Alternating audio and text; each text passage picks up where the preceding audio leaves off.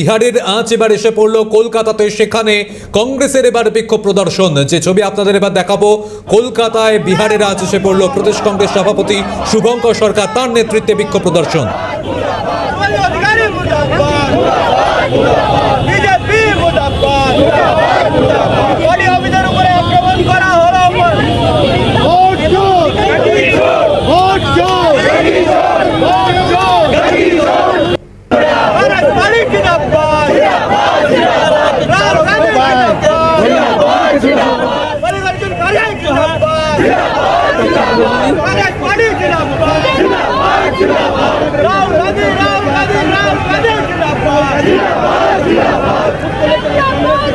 মৌলালি মোড়ে কংগ্রেসের অবস্থান, বিক্ষোভ, প্রদেশ কংগ্রেস দপ্তরের তাণ্ডব, বিজেপির দলীয় পতাকা হাতে নিয়ে তাণ্ডব, ঘটনার তীব্র নিন্দা প্রদেশ কংগ্রেসের তরফে। এবং তারপরেই প্রতিবাদে এবার প্রদেশ কংগ্রেস, মৌলালি মোড়ে কংগ্রেসের অবস্থান, বিক্ষোভ, প্রদেশ কংগ্রেস সভাপতি শুভঙ্কর সরকার, তার নেতৃত্বে বিক্ষোভ প্রদর্শন।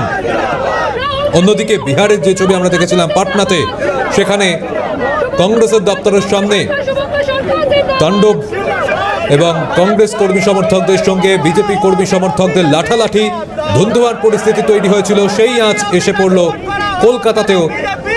প্রদেশ কংগ্রেস দপ্তরে তাণ্ডব চালায় বিজেপির দলীয় পতাকা হাতে নিয়ে তাণ্ডব। এমনকি রাহুল গান্ধী তার ছবিতে কালি লাগানো হয়, দেখতে পাচ্ছেন মল্লিকার্জুন খাড়গে কংগ্রেস সভাপতি, তার ছবিতেও কালি লাগানো হয়েছিল, সেই কালি মুছে দিচ্ছেন প্রদেশ কংগ্রেস সভাপতি শুভঙ্কর সরকার। সরাসরি দীপাঞ্জনা সাহু আমাদের সঙ্গে রয়েছেন। দীপাঞ্জনা, এই মুহূর্তে কি পরিস্থিতি?